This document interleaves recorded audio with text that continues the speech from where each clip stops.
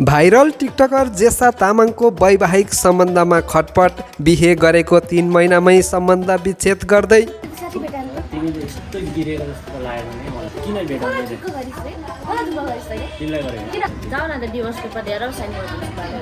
बिहे सबैको अगाडि गरेछ, डिभोर्स पनि सबैको अगाडि गरौँ न। गर्छु म। जाऊ गेट आउट। दर्शकबिन झन्डै 3 महिना पहिला मात्रै आशिष तामाङसँग वैवाहिक बन्धनमा बाँधिएकी टिकटकर जेसा तामाङको पराई केटासँग जङ्गलतिर भ्लग बनाउँदै घुम्न गएकै कारण सम्बन्ध विच्छेद हुने छाटकाट देखिएको छ। उनका श्रीमान आशिषका अनुसार आफूलाई थाहा नदिई जिस्कँदै जङ्गलतिर घुम्न गएकोमा आफूलाई दुःख लागेको बताएका छन्। साथै उनले त्यो केटा साथीलाई आफूसँग जेसाले भेटाउन समेत नचाहेपछि अब सम्बन्ध जोगाउन नसकेको उनी बताउँछन्।